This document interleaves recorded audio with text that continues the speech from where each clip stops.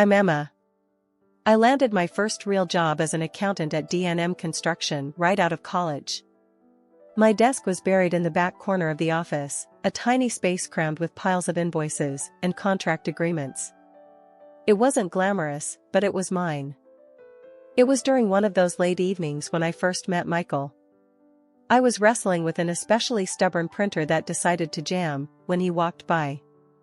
He was the new head of the project department, and he had that sort of aura that turned heads, a confident stride and a sharp suit.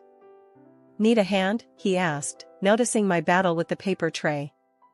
I looked up, slightly embarrassed. "Yeah, this thing hates me." Michael chuckled and stepped closer, his hands skillfully navigating the guts of the printer. "These machines have a mind of their own." "Thanks," I sighed as he pulled out a crumpled sheet of paper. "I'm Emma, by the way." "Michael, I've seen you around. You're the one making all the numbers work, right?" He flashed a grin that made me forget about the printer for a moment.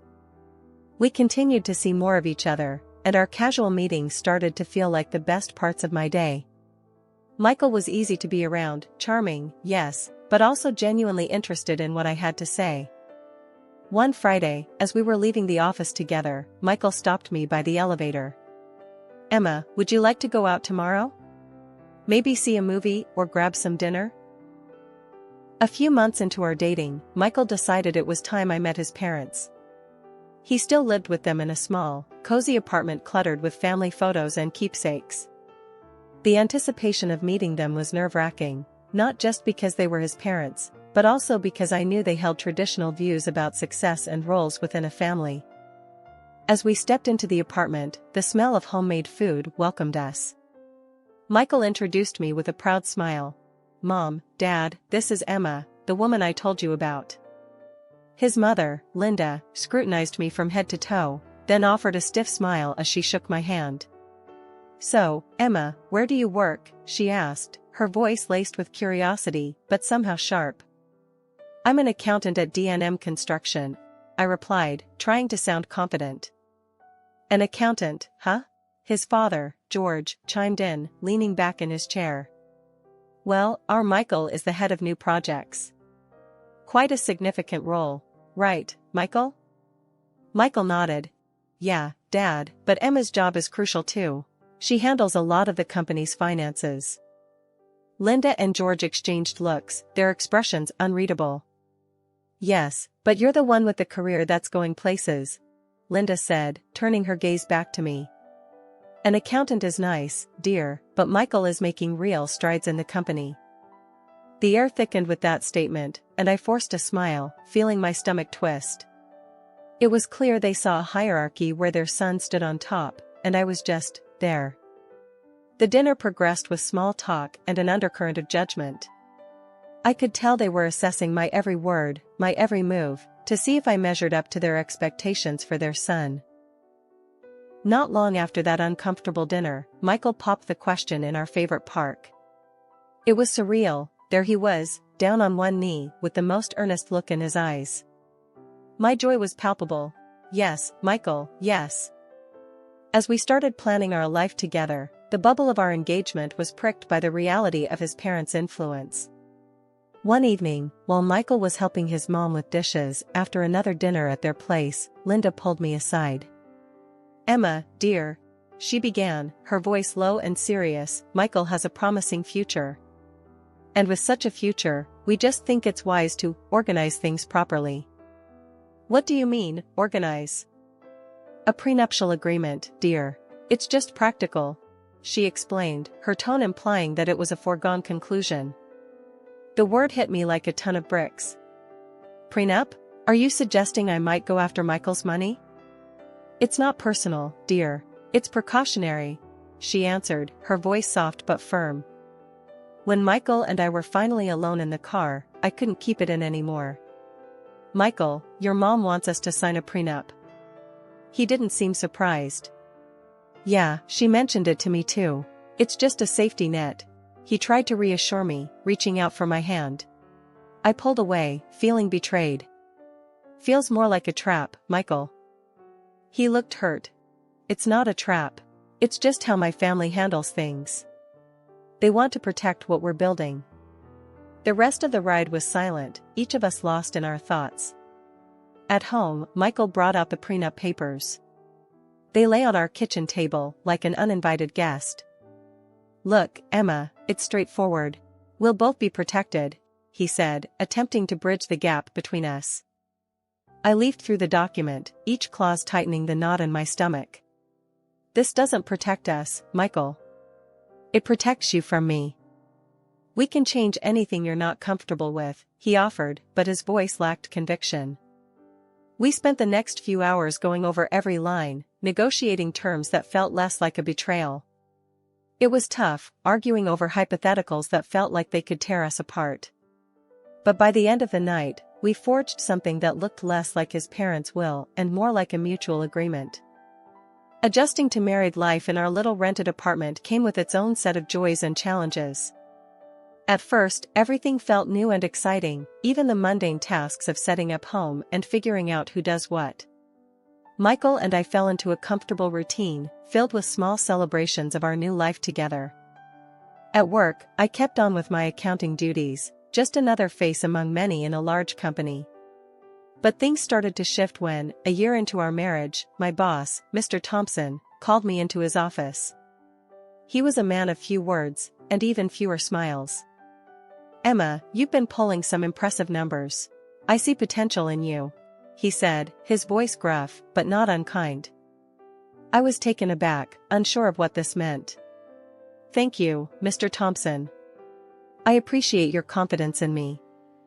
"It's not just confidence," he continued, shuffling papers on his desk as if looking for evidence of my hard work.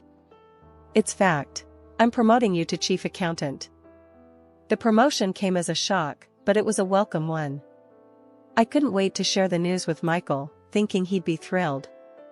When I told him over dinner, his reaction was mixed, a smile, yes, but there was a hesitation in his eyes. "That's great, babe. Really? Chief accountant, huh?" he said, trying to keep his voice upbeat. "Yeah, can you believe it?" I replied, excitement bubbling in my chest. Sure. It's just, you'll be making more now, right? A lot more than me," he added, his tone shifting slightly. I reached across the table, squeezing his hand. "Hey, this is good for us, for our future. It's our success, not just mine." Michael nodded, but his smile didn't quite reach his eyes. "Yeah, of course. Just don't go bragging to my folks, okay? They still think I'm the high flyer in the family." I agreed, not wanting to cause any family tensions. "Your secret's safe with me," I assured him with a light laugh, trying to keep the atmosphere easy. But as the months rolled by and my responsibilities increased, so did the gap between Michael's perception of our careers and the reality. Another year passed, and another promotion landed on my lap, this time to financial director. The gap in our incomes widened, and Michael's jokes about my rich wife became more frequent, each one stinging a bit more than the last. One evening, I overheard Michael on the phone with his mother. No, Emma's just the same, still crunching numbers. Yeah, she likes it well enough." I stood frozen outside the room, the words hitting harder than expected. He hadn't told them about either of my promotions. I confronted him about it later that night. "Why haven't you told your parents about my job? About how well I'm doing?" I asked, feeling both hurt and angry. Michael sighed, rubbing the back of his neck. "Look, Emma, it's complicated. Dad, he's got these old-fashioned ideas about success and who provides in the family." I knew he was right about his parents, but it didn't make the deception easier to swallow. "We're supposed to be a team, Michael. It feels like you're ashamed of what I've achieved." The conversation lingered in the air, unresolved. We were a team, but at that moment, it felt like we were playing on different fields. I knew I had to be understanding, but part of me also needed Michael to step up and own our reality, not just the one his parents wanted to see. Living with Michael had its ups and downs, but what really started to wear on me was the financial strain caused by his parents' constant demands for money. Before we got married, Michael lived with them and took care of all their expenses. Now that we were on our own, I had hoped that would change, but old habits die hard. One evening, as I was sorting through our monthly bills, I noticed that the numbers just weren't adding up. We seemed to be bleeding money faster than I could account for. "Michael, we need to talk about our finances," I said as he walked in from work, looking tired. "What's up?" he asked, dropping his bag by the door and sinking into the couch with a sigh. "It's about the money going out every month. I'm paying all the bills and the rent, and it's starting to add up. Aren't you contributing to any of these?" I asked, trying to keep my tone even but feeling my frustration bubble. Michael rubbed his temples and sighed. "Look, I've been helping my folks out a lot lately. They've had some extra expenses, and, well, I can't just leave them hanging." "But that's all your money going to them. What about us? Our future?" I pressed, needing him to see the full picture. I know. It's just temporary. Things will stabilize," he reassured me, but his voice lacked conviction. "This temporary seems to be stretching indefinitely, Michael.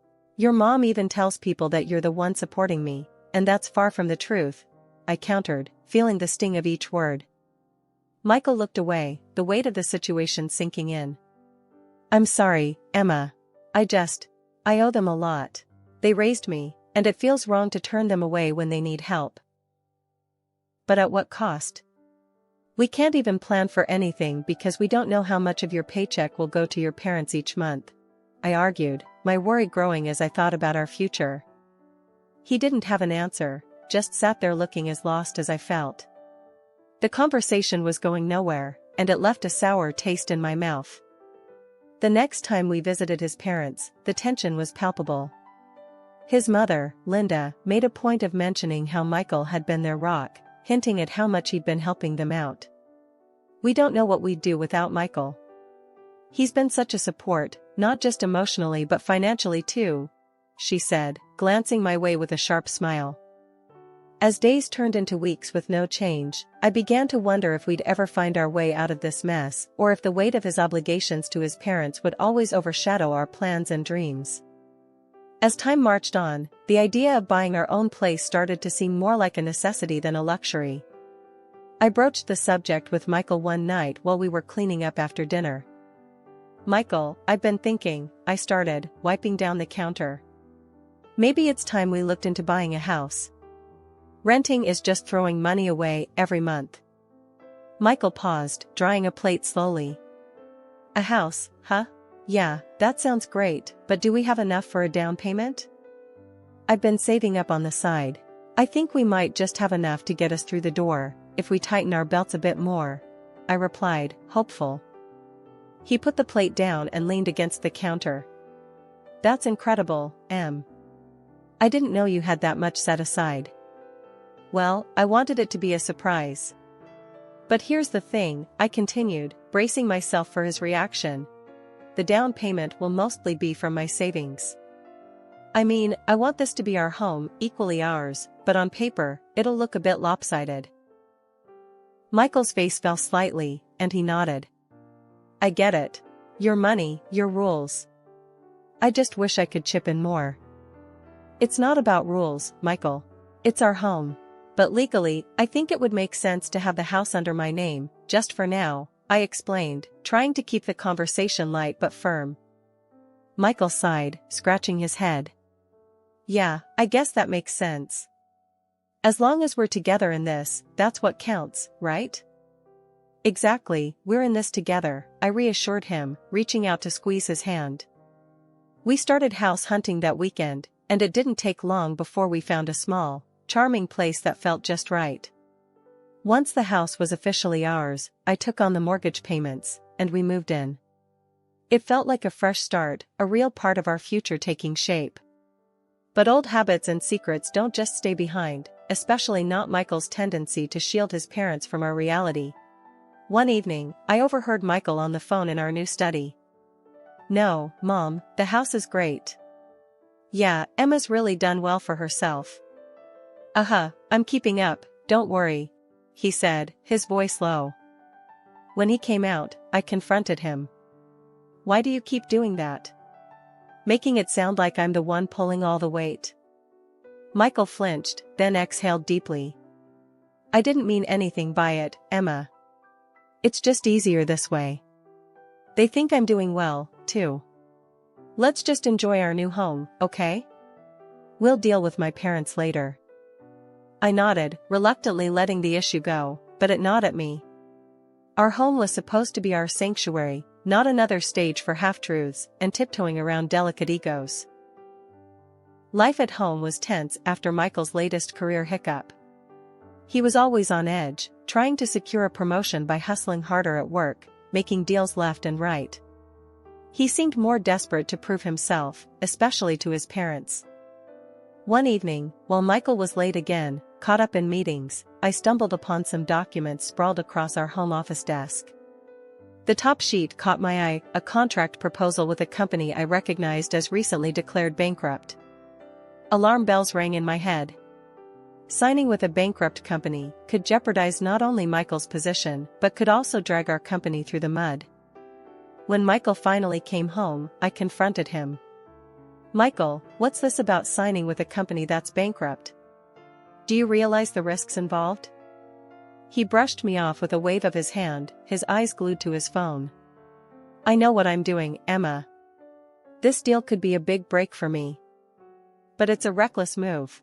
It could backfire on you, and on both of us. Please, think this through. I pleaded, hoping to get through to him. Michael scoffed. Look, Emma, I get that you're trying to help, but I know how to handle my job. These are the risks we have to take in the business world. A few weeks later, my worst fears came true. Michael came home, paler than usual, slumping into a chair across from me in the kitchen. I was fired today, he muttered, avoiding my gaze. I was furious and scared but managed to keep my voice steady. What are we going to do now? You know we have the mortgage and all our other bills. Michael was quiet, then he looked up with a desperate sort of determination. Just, don't tell my parents, okay? They can't know about this. It would crush them. So I agreed, more out of shock than anything else, and we pretended nothing had changed when his parents called or visited. But now, with only my income, the financial strain was immense. I handled our expenses alone, feeling the burden of each bill. One day, Michael came to me, hesitant. Emma, I need to ask you for something. It's about my parents, they need some financial help again. Could we? I cut him off, unable to hide my frustration. You want me to give more money to your parents now? When we're barely scraping by with your job gone and me covering everything? Michael flinched. It's just that they're really strapped this month, and I promised. No, Michael. Just no. I'm stretched thin as it is. You need to sort this out. Find a job, any job. I snapped, the stress boiling over. He didn't say anything, just walked away, and we didn't speak for the rest of the week. Losing my mother was one of the hardest things I've ever had to endure. The only silver lining was the small house she left me, a quaint place where I had so many childhood memories. Not long after the funeral, my mother-in-law, Linda, brought up the house.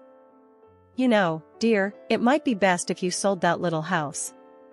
You could use the money to help us, she suggested during one of their visits. I was stunned by her audacity. It's my house, Linda, and I'm going to keep it. I've decided to rent it out to help pay off our mortgage, I responded, trying to keep my cool. Linda frowned, clearly not happy with my decision, but she didn't push further at the time. I was too overwhelmed with work and managing our finances to handle the rentals myself, so I asked Michael to find us tenants. A few weeks later, he told me he'd found the perfect tenants, an elderly couple looking for a place just like my mom's house. Trusting him, I thought nothing more of it until a few months later when I realized that no rent had been deposited into my account. Concerned, I decided to visit the house and speak with the tenants directly. When I arrived, the sight before me was like a slap in the face. Michael's parents were lounging in the living room, completely at home. What the hell is going on here? I demanded, my voice shaking with rage. Linda looked up, not the least bit ashamed. Oh, hello, dear. Michael said we could stay here. Isn't it lovely? I was expecting tenants who would pay rent, Linda. Not you living here rent-free. I shot back, feeling betrayed. We're family, dear. We thought you wouldn't mind, she replied, her tone dismissive. I stormed out and called Michael right then and there. Why are your parents in my mother's house? You told me you rented it out to an elderly couple. They are an elderly couple, Emma. And they needed a place. You can afford to help out. Michael tried to justify over the phone. This is not helping, Michael. This is taking advantage. I'm paying our mortgage alone, and now this? Your parents need to leave. Now. I said firmly, my decision absolute. Michael was silent for a moment. Emma, they have nowhere else to go. They sold their apartment. They thought. I don't care what they thought. They have until the end of the week to move out. I cut him off, too angry to care about anything else. The conversation ended badly, with Michael pleading and me standing my ground. When I confronted his parents again, telling them they needed to leave, Linda lashed out. You can't do this to us, Emma. We're family. Where's your heart? She cried out, her words bitter and cold. My heart is trying to keep my head above water, Linda. You need to leave. I replied, my voice firm, despite the tremor I felt inside. They didn't move willingly. I had to call the police to escort them out after they refused to leave by the deadline. Linda's parting words were venomous, cursing me and calling me heartless. Walking back into my own home after the mess with the police, I was hoping for some peace, maybe a moment to gather my thoughts. But the universe had other plans.